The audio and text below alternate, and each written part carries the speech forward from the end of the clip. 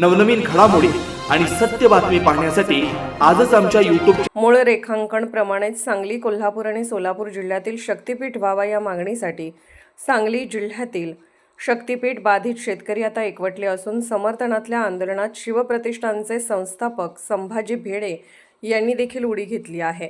सांगली येथे शक्तीपीठ समर्थनार्थ शिवप्रतिष्ठानचे संस्थापक संभाजी भिडे यांच्या उपस्थितीत महामेळावा पार पडला। खिलाडी राज्य सरकारकडे पूर्वीप्रमाणेच शक्तीपीठ महामार्ग करण्यासाठी पाठपुरावा करण्याचा निर्धार मेळाव्यात घेण्यात आला। त्याचबरोबर यासाठी सरकारने शेतकऱ्यांचे मतदान घ्यावे अशी मागणी या मेळाव्यातून संभाजी भिडे यांनी केली आहे। हा अतिशय चांगली गोष्ट आहे। ज्यांच्या कल्याणासाठी शक्तीपीठ मार्ग व्हावा असं शासनाला वाटत होतं आणि त्यांनी त्या शक्तीपीठ मार्ग जसं रेखांकन केलं तेव्हा लोकांच्यातनं विरोध झाला। विरोध झाल्यानंतर शासनाने तो मार्ग बदलला तेव्हाही लोकांचा विरोध घ्यायला। आता लोकांचं म्हणणं असं आहे की बदल नको, पहिलं होतं तसंच करा। या मुद्द्यावरती सांगली, सातारा, कोल्हापूर तिन्ही जिल्ह्यातल्या या शक्तीपीठ मार्गाच्या संबंधातल्या सगळ्या शेतकऱ्यांना मतदार कल्पून प्रत्येक जिल्ह्यातलं मतदान व्हावं आणि मन निर्णय करावा।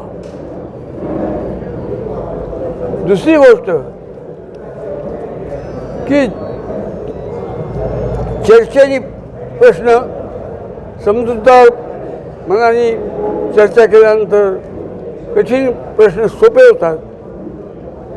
शासन तुमच्या दारात या न्यायाने मुख्यमंत्र्यांनीच मुली प्रत्येक जिल्ह्यात एक मेळावा बोलवावा आणि त्या मेळाव्यात स्वतः भूमिका मांडण्यासाठी स्वतः यावं आणि लोकांनाही काय मांडायचं ते बोलायची संधी द्यावी। त्याच्यामुळेही ही समस्या सोपी होईल आणि शेवटी न कसीब से चलती है जो दोहे से चलती है, ये सल्तनत चलती है। म्हणजे हे काम ताकद से चलती है। ह्याच्यामध्ये ताकद करून भरायचं तर त्याच्यात तरुणांची ताकद 100% आपल्या पाठीमागे असेल याचं गृहीत धरून चालू तुम्ही आपण ते करूया। मी दादा जाधव, सोलापूर जिल्ह्यातील सांगोला या ठिकाणचा शेतकरी बाधित आहे। आमच्या या ठिकाणा सांगोला तालुक्यातून शक्तीपीठ महामार्ग सुमारे 58 किलोमीटर गेलेला आहे। आमचे पालकमंत्री जयकुमार गोरे यांना आमची विनंती आहे, त्यांनी सोलापूर जिल्ह्याचं पालकपद म्हणून शक्तीपीठ महामार्ग हा जुन्या आरेखनाप्रमाणेच करावा अशी मागणी मुख्यमंत्री महोदयांकडे करणं गरजेचे आहे। त्यांनी केवळ मान खटावचा विकास करायचा म्हणून सोलापूर जिल्ह्यातलं घेऊन जाणं हे योग्य दिसत नाही। त्यांना पाहिजे असेल आवश्यकतेनुसार ते मंत्री आहेत, त्यांनी दुसरा मार्ग घ्यावा अथवा विमानतळ मागावं, परंतु आम्हाला दिलेला शक्तीपीठ महामार्ग हा आमच्यासाठीच आहे आणि तो या ठिकाणाहून कायमस्वरूपी राहिला पाहिजे अशी मागणी आम्ही पालकमंत्री यांना करत आहे। त्याचप्रमाणे मुख्यमंत्री महोदयांना उपमुख्यमंत्री महोदयांना करत आहे।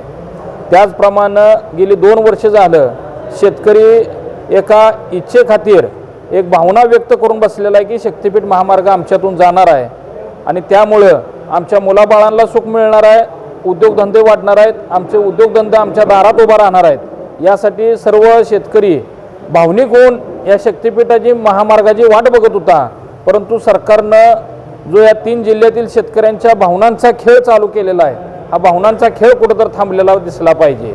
आमच्या भावनांशी तुम्ही भविष्यात गरज नाही या नात्यानं खेळणं बंद करावं। आम्ही ही महाराष्ट्रातली शेतकरी आहोत, आम्ही कर्नाटकमधील शेतकरी नसून आम्ही महाराष्ट्रातले असून साहेब आम्ही आपलेच आहोत। आपणही आमचा स्वीकार आनंदानं करावा आणि शक्तीपीठ महामार्ग जुन्या आरेखनाप्रमाणे करावा ही आमची नम्र विनंती तुम्हाला करत आहे। चॅनलला सबस्क्राइब करा, शेअर करा आणि लाईक नक्की करा।